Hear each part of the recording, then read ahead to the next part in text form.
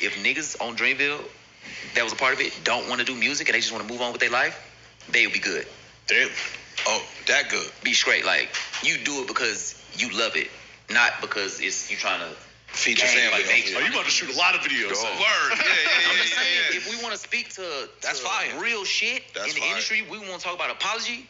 Nigga, apologize 30 more times. Nigga, that is the greatest nigga on fucking earth. That's JID talking to Joe Budden about J. Cole. That's who he's referring to right there. And I remember when I posted this recently, I said, shout out to J. Cole, the realest dude in hip hop. In that clip, JID is talking about how, Dreamville was sold. I don't know if it was a portion or the entire company or whatever the case might be. And then how members of Dreamville, if you're not familiar with Dreamville, I know Ari's gone, but anyway, received, portions of that sale, right? As though they had equity in the label itself. And I know they all worked hard to build the label, right? I get it. But talk about being a genuine dude. And, JID talking about how a lot of them now, they don't have to really kind of make the music out of survival anymore. It's like we're making the music out of love, right? And I remember when I posted this about June on X, which is one of the most toxic places ever, or Twitter, whatever you want to call it. And, I got a lot of pushback because I tweeted this randomly. I have my reasons. I'm not going to reveal why I said this.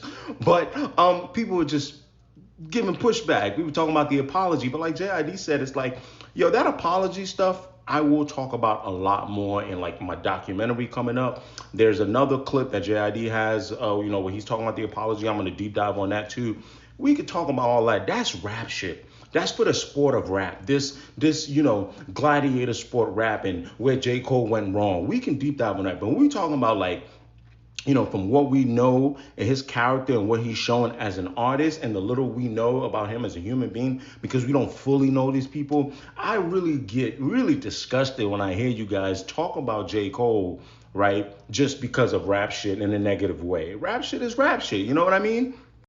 And so, to JID's point, a lot of y'all, you have all your opinions about Cole when it comes to rap shit, because in a quest to be the GOAT and things like that, I get it. It's an unforgiving sport. Not only is it unforgiving for the artists, it's even unforgiving for people like me, commentators. I see the stuff, right? You know what I'm saying? Like, it's a very volatile space. But when it comes to being a human being, what I think you guys should rest your laurels on more is the interactions that people have with guys like Cole and what they say about them. And, people that have done business with them, what they say about them. And that general consensus, that's what you should be using to judge a character like J. Cole.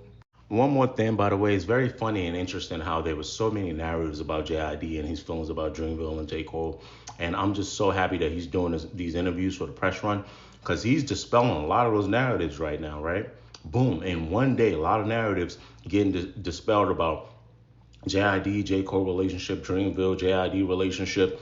So we're going to cover a lot more of those interviews that he's doing, and look out for my full review of JID's new project that should be up on YouTube by tonight. You know what I'm saying?